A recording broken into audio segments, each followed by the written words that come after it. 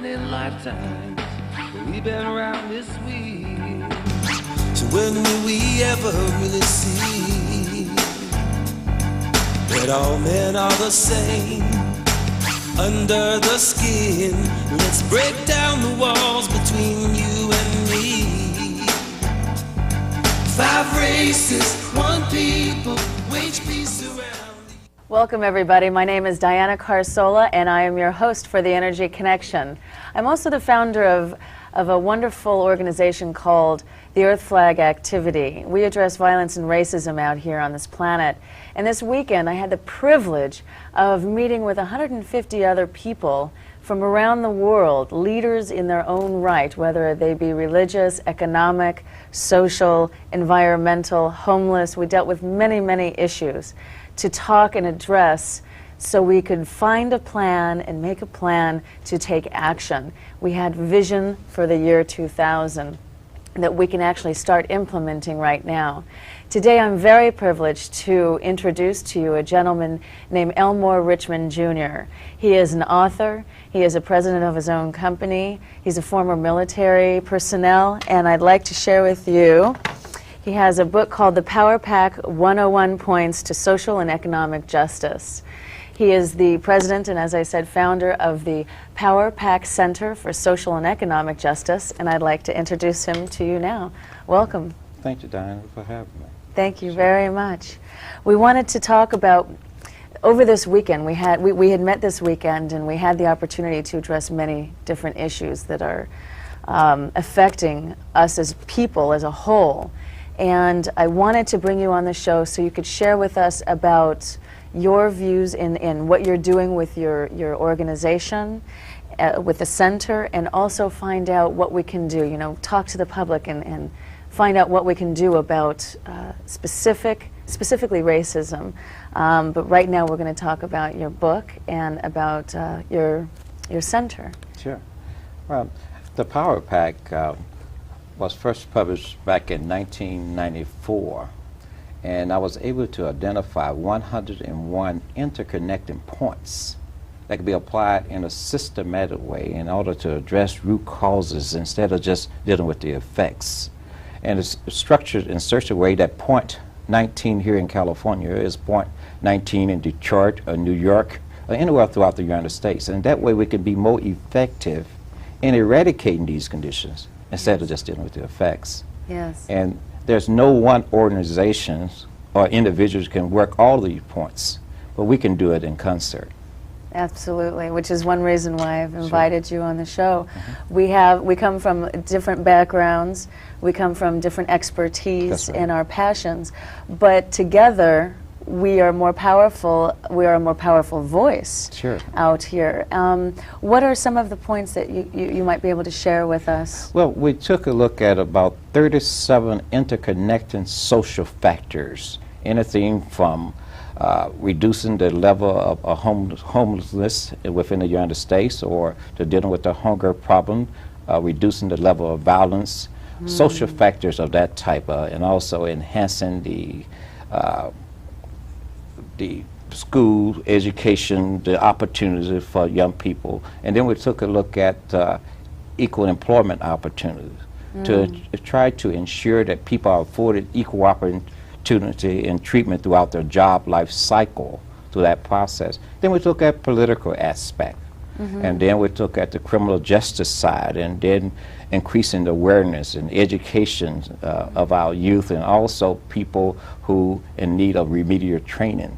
So we look in a way that we can become more effective in that whole process there. And then we have 15 points, which is actually designed to organize an effective plan throughout the nation. Wonderful, wonderful. At the center, when somebody calls, why are they calling? Well, they call for a number of reasons. Often they call for direction, information. We also are a clearinghouse. We have aligned over 600 organizations throughout the nation to the points in the book. Wow. The thought is to be able to have thousands of organizations aligned to those points, so you know who's working on point 10 or point 15 throughout the nation. And for example, if you want to bring on point 32, which is improving the socialization process. Yes. We may not have an organization that currently working on Point 32 here in Los Angeles, but this will give you a means to identify someone else who's working on that same point in Detroit or New York or some other part of the country. Expanding the family. That's right, That's sure. right. Wonderful. We met this weekend, and we were fortunate enough to be introduced to something called Wisdom Circles, and we were in a Wisdom Circle together, and we shared with different individuals about racism and addressing it, and addressing our own fears, addressing what we can do to support each other in communication.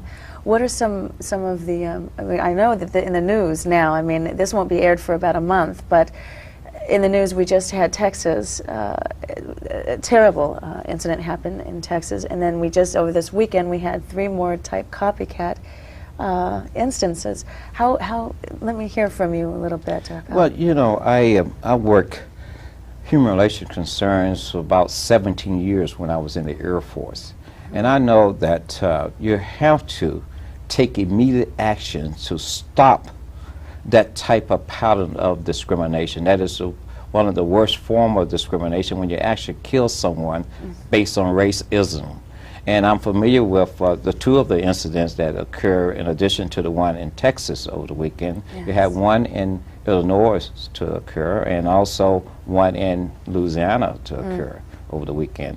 Of course, they were not as gross as the incident. No one actually was killed in the incident, in those incidents, but nevertheless, they had the same MO. And we may say that there's no organized conspiracy per se, but nevertheless, if you preach hatred based on racism, those seeds are planted. And so what we have to do as a nation to recognize that this is a nation that is for the people, regardless of the color of their skin. And people must feel safe to walk anywhere they will elect to walk in any part of this country at any time. It is our responsibility to ensure that take place. Yes. So I think this should serve as a turning point to take another look at racism and put it on the national agenda to do that. In fact, we also over the weekend, you know, as you know, we developed a United People Council. Yes. We had our very first meeting here this weekend, and this is one of the initiatives that the council is concerned about, being able to become more involved as a nation, and whereby the people can take charge of what's going on within their communities, and to turn this ideal of these attitudes of hatred around to more positive communication. And I think it's going to take all of us working together to that end to effect, you know, that vision. Yes, that vision with the Vision 2000. We did That's get right. together, the United World People's Assembly, I think is what we finally came to an agreement with. Very key individuals that are writing a letter of concern of the issues. Sure. What our proposed action, and we plan to fax off this afternoon, actually, Yes. a fax to the president encouraging him to declare the period of June the 27th to July the 4th to be called a reflection on the death of James Byrd, who is the individual that was killed in the incident in Texas. Yes. A turning point for race relation, whereby he would encourage governors, mayors, churches, organization heads to focus, and everyday citizens, to focus on activities that are designed to deal with these attitudes which cause people to want to hurt one another because of their race. And this way we can hopefully engender a positive spirit of togetherness during this time frame, because we're going into the 21st century.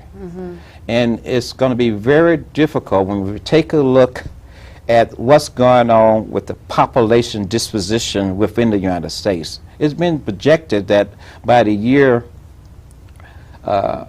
2050, about 52% of the people in the United States would be white Americans. About 25% would be Hispanics. And about 14 to 15% would be African Americans. And the remaining would be composed of Pacific American Islanders and American Indians and other members that's not included in those groups. Yes. So we have to realize that we, in order to be more effective in this nation and enjoying the diversity, we have to stamp out racism. Yes. And I think I think we can do a lot more. But we have to understand the severity of the problem, and I think we have failed to do that. Yes. For whatever reason, it has not been given the proper attention. But I understand this, that we the people can come together and dictate to our government what we want. But we have to understand it to the level like we have never understood it before. We have to understand the real impact of racism, discrimination on individuals. Yes. And I believe when that occurs, we can begin to look at it from a complete different vantage point. We also have to understand when individuals actually discriminate. You know, discrimination is the actual act when you actually deny or deprive someone of something that should be theirs, and you do it, in this case, because of their race. And you know, a lot of times people don't understand discrimination can also be by inference. That means the basis is just to imply. Yes. Or it could also be by inaction. When you observe something that's going on and you know it's wrong, you know individuals are actually being denied a real opportunity, or you hear a joke which is very demeaningful and discriminatory, Yes. and you sit back and you do nothing about that. The reality is that you are also involved in that process Yes. of discrimination. And so, you know, when you talk about discrimination, you know, sometimes, you know, it's caused a lot of pain, you know, it causes people to, Well, it shakes people up. but you know, pain sometimes is good. Oh, You know, yes. it serves as an indicator that something is wrong. And we must begin to talk about it. We must begin to talk about it with the sense of awareness that we have the answers, and we must be able to transcend those barriers that separate us. And when we take a real look at it, we'll find that we have a lot in common. And I think this is the way you really appreciate diversity. You know, they use the phrase that we must be more tolerant of one another. I look at it from a completely different vantage point. I look at it, you know, from the vantage point that we must be more appreciative of one another. I tolerate someone when they, you know, chewing gum, but I appreciate them regardless of their cultural, their racial, their ethnic background. And that's the way I think it's critical that we see it. I agree. We need to re-educate ourselves. Sure. And re-educate ourselves and focus truly on our humanity. That's It's right. a human issue. The violence that we're experiencing, the racial, anything in regards to racism is crucial right now to address. This show happened to come together because I had a cancellation, and we had all just met this weekend, and I said, hey, we have an opening, you know, gotta pay for it anyway. Can you come down? And you were gracious enough. Thank you for coming down and being able to, on the spur of the moment, within an hour, folks, come down and help us educate the individuals that are watching us right now. We need to let people know. We need to let you know that we are here addressing it, that we're talking about it, that we're trying to figure out ways that we can do something about what's happening, the terrible dis/ease, the dis-ease that's happening in our society, economical and socially. It's really something that I'm so grateful to have this opportunity to put some shout-outs. You know, and just to make just a little comment about the organization, the Power Pack Center for Social and Economic Justice. The mission of that organization is to ensure that social and economic justice become a reality in the United States of America. Is there by bringing together the rich to the poor and use that systematic approach that we talked about in the Power Pack, 101 points to social and economic justice. And that way, we can ensure that everybody are involved in that particular process. It's very difficult for the one who's poor to understand the one who's rich. Likewise, if you've never been poor, it's very difficult to understand what it is to be poor. If you've never been discriminated against, it's very difficult to understand the impact of discrimination. So therefore, there must be an educational campaign where you can bring that level of understanding to the point that people will understand what it is like to make minimum wages, $5 and some odd cents an hour. How difficult it is for someone who's poor when we say to them, you know, just pick yourself up and you can make it happen. We have to work together to make sure that there's some real opportunities. Because if not, as I look at it, we have created breeding grounds for criminals. And what I mean is, that's right, and it's go round and around and recycle. And they go into the prisons.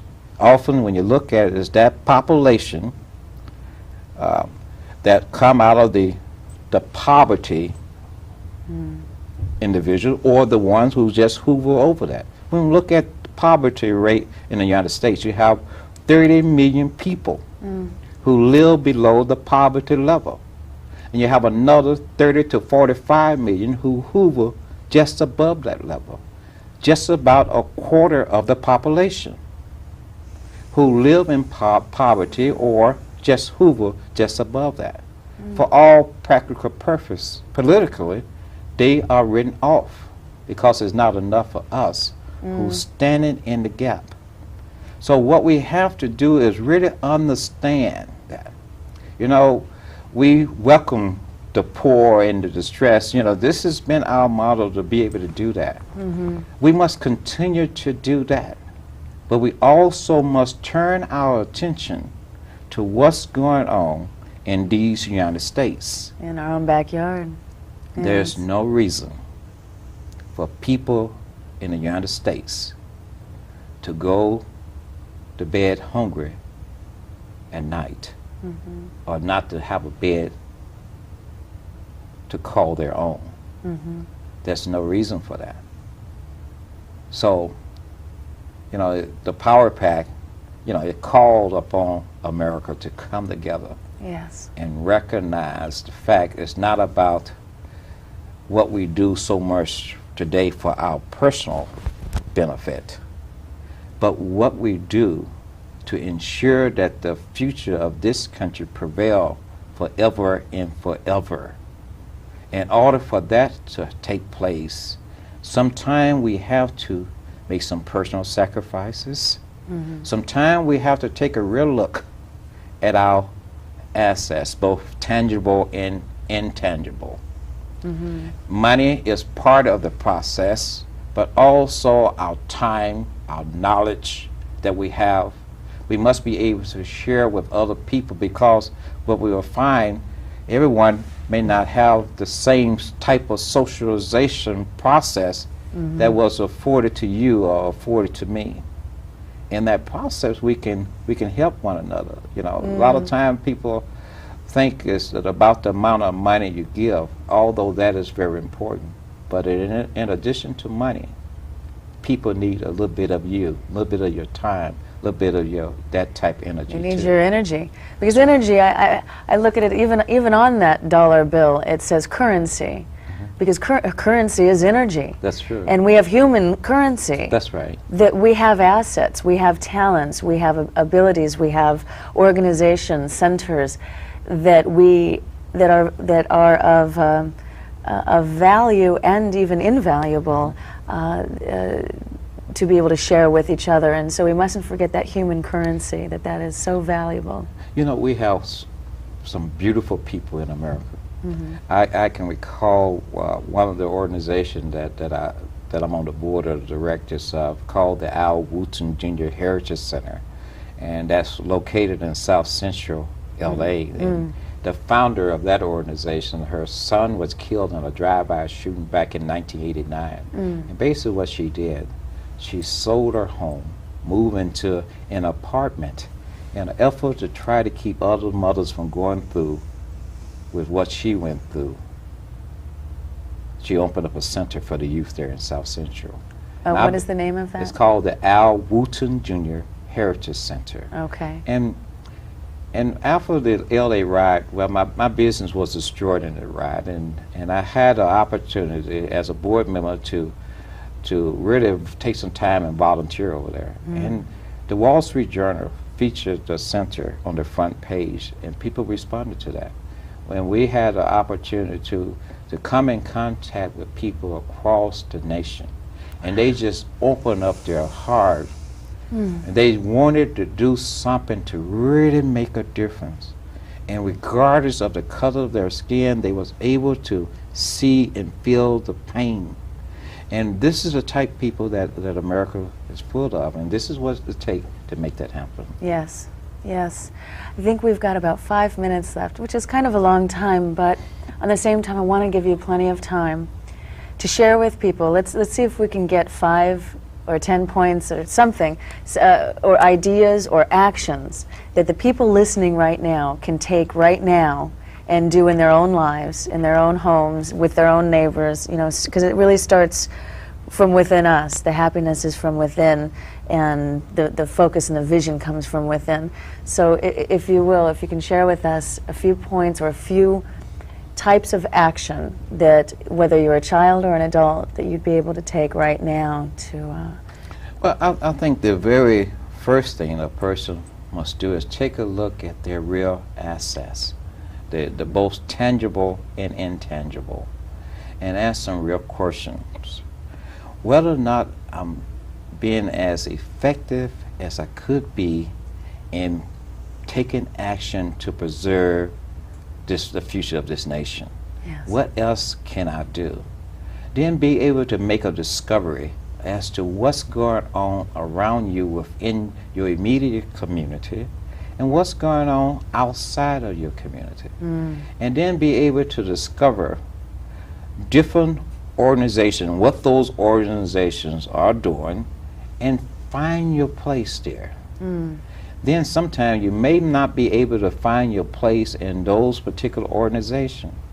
Then you have to be able to create that particular organization to be able to affect that type of concern. And I think it's something that all of us can do that way. But we have to really weigh it. If we, in the area of political, we have to ask some real questions. Am I involved with this because of my political motivation? Or am I involved with this because it is in the best interest of the people I represent? And then just because, I think any person can do this too, just because a issue does not necessarily impact upon you personally, how does it affect someone else? So we need to be able to discover as much about those initiatives. And so we can, when we vote on something, whether it's a proposition like 209, or 187, we will understand it to the level that our decision is the most informed decision. You know, in California, you're by using the proposition process, sometimes it's, you know, I question that because we deal with a lot of things on emotions. Yes. So we have to be able to deal with those emotions to a certain extent, but we also have to look at things in a very factual way. And real dialogue, dealing with politics from the heart, that's the way you make that take place. Yes. Yes. We've got 1 or 2 minutes left. Actually, about 1.5 minutes left. Sure. Is there anything that you would like to specifically send the message out there? We've talked about a lot of different topics right now, but you know, I said earlier about we have a responsibility. We have a responsibility in America to come together to ensure that we will be around for the next 100 years and more. yes. To see what we do is so important. Thank The you. most important thing about history is what we do today, because this is what people will be looking at in the future. Absolutely. Thank you so much. I'm so grateful for your presence here on the show. We're wrapping it up right now. We have a phone number. Please go get a pen and a paper. 310-202-0295. It will be on the prompter right now. My name is Diana Carsola. Confucius says each and every individual is responsible for the advancement or the decline of the entire world. So please give us a call, find out what you can do in your own community, spread the love, spread the peace. Remember, please, that energy flows where attention goes. So try to make it a powerful, productive, and incredible day. Take real good care. We'll see you next time. Thank you. So many lifetimes we've been around this wheel. So when will we ever really see that all men are the same under the skin? Let's break down the walls between you and me. 5 races, 1 people, wage peace around the universe. 5 races, 1 people, let's wave this flag for Mother Earth. Yeah, yeah, yeah, Mother Earth.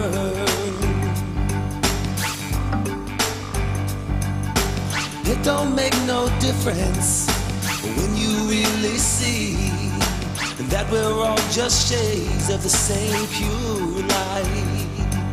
So open up your hearts and let the Spirit flow, shining through the darkest night. 5 races,